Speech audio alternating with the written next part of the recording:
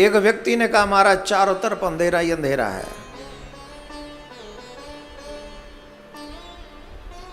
आपने देखा होगा कई परिवारों में कई मृत्यु हो गई। मैंने सुना था एक परिवार में 8 जनों की मृत्यु हुई, एक ही परिवार में। कईयों के तो परिवार के परिवार चले गए। दुख तो छोटा नहीं है। अब उस पूरे परिवार में से कोई एक ही बचा हो तो वो क्या सोचेगा, कितने डिप्रेशन में होगा। परंतु जो बीता हुआ है उसे आप बचा नहीं सकते, जो उसे वापस नहीं ला सकते, चाहे समय हो या व्यवस्था हो। जो गया सो गया। पर एक बात है, किसी ने हमसे कहा महाराज चारों तरफ अंधेरा ही अंधेरा है, जीने की कोई राह समझ में नहीं आती। ऐसी स्थिति में कैसे जिए। कई तो कहते हमारे काम बंद हो गए, कई कहते काम ही नहीं है, कई कहते जॉब चली गई। बहुत ऐसे क्वेश्चन हैं। लेकिन इस कठिन परिस्थिति में हमारे पास ऑप्शन क्या है? पॉजिटिव थिंकिंग कहां से लाएं और मिलेगा क्या उससे? हमें मिलेगा क्या? करना क्या चाहिए? तो मैं आपसे कहूंगा कि आप सबको सबसे बड़ा कार्य करना चाहिए, और वो कार्य है भगवान पे भरोसा।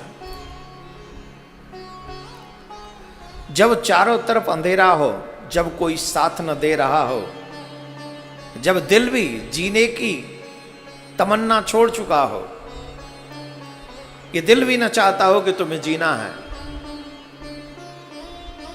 जब हर तरफ तुम्हें लगे कि अब कोई भी मेरा नहीं है, उस कठिन परिस्थिति में भी तुम्हें सबसे बड़ा काम क्या करना चाहिए? बोले अपने गोविंद पर भरोसा रखना चाहिए, प्रिय कांजू पे भरोसा रखना चाहिए। उस भरोसे से क्या होगा? बोले जहां तुम्हें अंधेरा दिख रहा है ना, वहां राह दिखाई पड़ने लग जाएगी। कैसे? एक बहुत प्यारी सी ऐतिहासिक कथा है। ऐतिहासिक समय, बात उस समय की है जब महाभारत के युद्ध की तैयारियां चल रही थी। निश्चित हो चुका था कि महाभारत का युद्ध होगा। ध्यान देना, कहानी छोटी है लेकिन सीख बहुत बड़ी है। और ये उन लोगों के लिए बड़ी सीख है जो भगवान पे भरोसा करते हैं। नहीं करते उनको भी सुननी चाहिए, उन्हें भी हो जाएगा। समय है, उस बात है उस समय की जब महाभारत के युद्ध की प्रिपरेशन हो रही थी। युद्ध का ग्राउंड तैयार किया जा रहा था। जहां पे युद्ध होना था उस प्लेस को तैयार किया जा रहा था, ग्राउंड रेडी किया जा रहा था। बड़े बड़े लोग लगे हुए थे। अब इतनी सेना खड़ी होनी है तो व्यवस्था तो होनी चाहिए ना। तो कहीं हर जगह तो इतना क्लीन था नहीं, तो साफ भी करना पड़ेगा। कहीं पेड़ आ गए, कहीं ये आ गए, कहीं वो आ गए, सब हटाने पड़ेंगे। तो बड़ी हाई लेवल स्टेज पे सब प्रिपरेशन चल रही थी। तो एक दिन भगवान श्री कृष्ण युद्ध से जस्ट एक दिन पहले, युद्ध से जस्ट एक दिन पहले, मतलब सुबह युद्ध होना है, शाम के समय लगभग 5-6 बजे करीब, अर्जुन के साथ उस ग्राउंड का निरीक्षण करने के लिए पहुंचे। अर्जुन साथ में थे, उनके सखा, उनके प्रिय। तो भगवान श्री कृष्ण ने चारों तरफ ग्राउंड का निरीक्षण किया। एक घटना घटित हुई उस समय। लोग लगे हुए थे सफाई करने, जो कहीं पेड़ थे उनको हटा रहे थे, कहीं कुछ और गड्ढे वगैरह थे उन्हें समतल कर रहे थे, और जो भी व्यवस्थाएं वहां हो रही, बड़े लोग लगे हुए थे। लेकिन इस बीच में एक बहुत अजीब सी घटना घटी कि एक चिड़िया, छोटी सी चिड़िया श्री कृष्ण के पास आई और उसकी आंखों में आंसू था। उसने कहा, मैंने सुना है आप भगवान हो, क्या यह सत्य है? भगवान मुस्कुराए।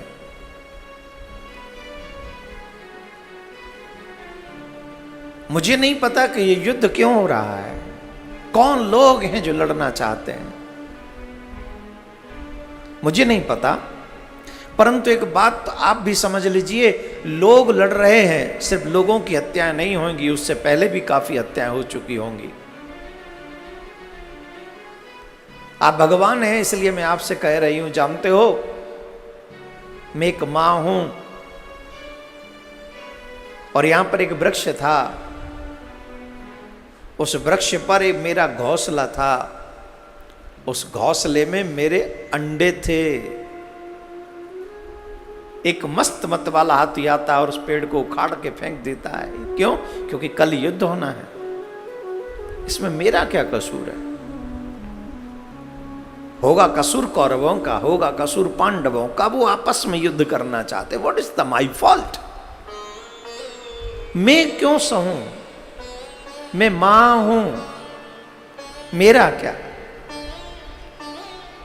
क्या मैं, आप भगवान है तो आप पे भरोसा कर सकती हो? कृष्ण ने कहा तुम भरोसा कर सकती हो, तुम मुझ पे भरोसा कर सकती हो।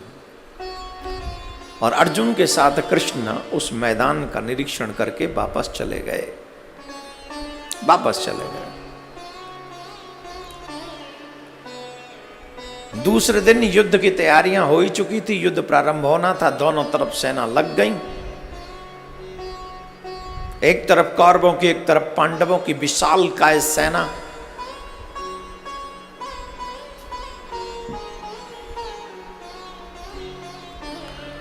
भगवान श्री कृष्ण युद्ध में पहुंचे अर्जुन के रथ के सारथी बनकर, और अर्जुन के रथ के जब सारथी बनकर पहुंचे तो श्री कृष्ण ने रथ युद्ध में पहुंचते ही अर्जुन से कहा, अर्जुन अपना गांडीव मुझे दो।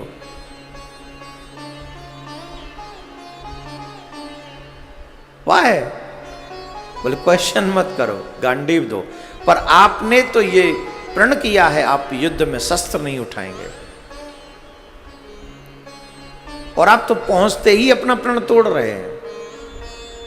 भगवान श्री कृष्ण ने कहा क्वेश्चन मत करो, सिर्फ गांडीव दो और एक बाण दो। भगवान कहे तो अर्जुन न करे, ये तो संभव ही नहीं। श्री कृष्ण ने गांडीव मांगा, अर्जुन ने दिया। भगवान ने, एक हाथी खड़ा था सामने, हाथी खड़ा था सामने, उस हाथी को निशाना बनाया, और उस हाथी को निशाना बनाकर तीर चला दिया। अर्जुन अचंभित थे, what is this? Shri Krishna ऐसा क्यों कर रहे हैं? कृष्ण मुझे आज्ञा दे सकते हैं, मैं कर सकता हूं, अगर इस हाथी को ही मारना है तो मैं मार दूंगा। कृष्ण ने वो बाण चलाया, वो हाथी को नहीं लगा। हाथी के गले में एक घंटा बंधा हुआ था, वो हाथी गले में बड़े बड़े से घंटे होते, वो बंधा, वो तोड़ के फेंक मार दिया, गिर गया घंटा। अब अर्जुन कह रहा है लो, एक तो प्रण तोड़ा, शस्त्र उठा लिया पहले ही दिन बिना किसी रीजन के, और वो भी एक हाथी को नहीं मार सके। एक हाथी को तो मार देते, चलो कोई बात नहीं, आपसे नहीं हुआ मैं मारता हूं, लाओ धनुष मुझे दो धनुष। भगवान श्री कृष्ण बोले कोई नहीं, हाथी नहीं मरा तो कोई बात नहीं, हमने घंटा तो गिरा ही दिया ना इसका, चलो युद्ध शुरू करो। युद्ध हुआ, कंप्लीट हुआ, 18 दिन युद्ध चला, और 18वें दिन जब युद्ध समाप्त हो गया, बड़ी मारकाट मची हुई थी, तमाम रथ हाथी घोड़े मरे पड़े थे, रथ के तमाम कड़ा वहां पर कचरा पड़ा हुआ था, लोग मरे पड़े थे, कहीं हाथ कहीं पांव, किसी का सर इत्यादि, बहुत आप जान ही सकते जिसकी कितनी अक्षौणी सेना मर गई, वो सब मरे पड़े हैं। युद्ध समाप्त हुआ, फिर भगवान श्री कृष्ण अर्जुन को लेकर फिर उस युद्ध भूमि में गए। सब लोग लगे हुए थे साफ सूफ करने, किसी को हटा के कोई देख रहा था हमारा कहाँ है, किधर है, क्या है, सब उसमें लगे हुए थे।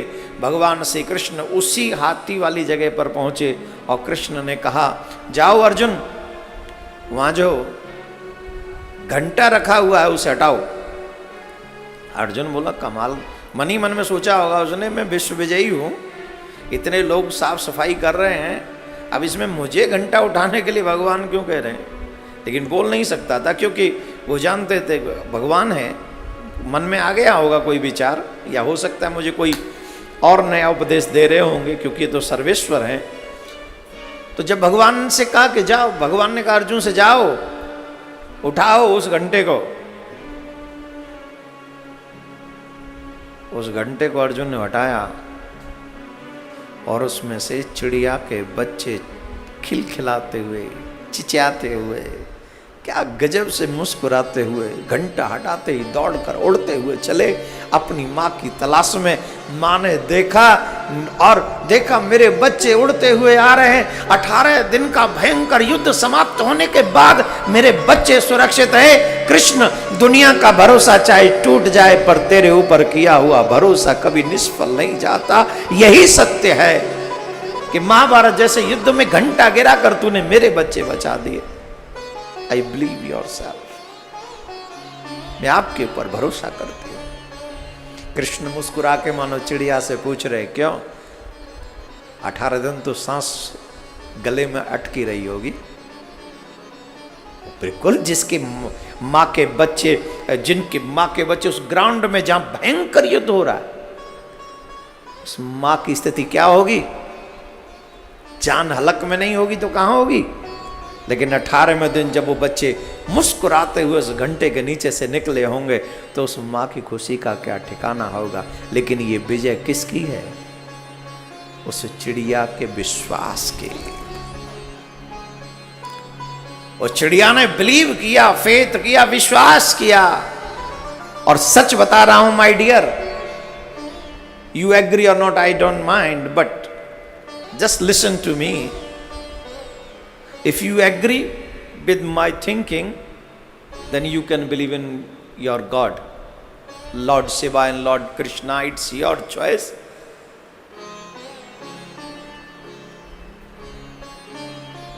इस संसार में अगर तुम किसी पे फेथ कर सकते हो तो सिर्फ गोविंद पर विश्वास कर सकते हो, भगवान पर, और कोई तुम्हारे विश्वास के योग्य नहीं है।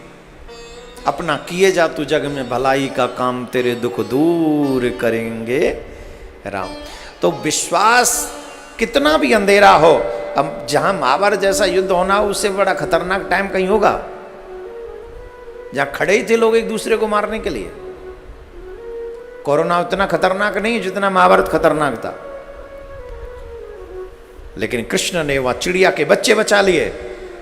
निश्चित भारत की माताओं बहनों, आप सबसे मेरा आग्रह है, अगर आप शिव के ऊपर विश्वास करती हैं, प्रार्थना करती हैं, और जितने भी लोग प्रार्थना करते हैं, मैं वादा करता हूं जैसे चिड़िया के बच्चे उन्होंने महाभारत में हाथी के घंटे को गिरा कर बचा लिए, वैसे ही आपके ऊपर भी अपनी कृपा का घंटा गिरा देंगे और आपकी सुरक्षा हो जाएगी। आपका और आपके बच्चों का बाल बांका नहीं होगा। It's my faith my dear. Radhe Radhe बोलना पड़ेगा। तो अगर विश्वास है तो चलो मेरे कदम से कदम मिलाकर, और विश्वास नहीं है तो do what ever you want. जो तुम्हें अच्छा लगे वो करो, तुमसे कोई फोर्स तो कर नहीं सकता। लेकिन अगर मेरी बात पर बिलीव हो तो लेट्स गो, चलते हैं अपने गोविंद की तरफ, कदम से कदम मिलाकर। एक और बात बताएं, अगर यात्रा अच्छी हो ना तो 1 से 2 अच्छे होते हैं, जहां हम एक दूसरे को अपने ठाकुर की कथा सुनाते और सुनते हुए चले जाएंगे।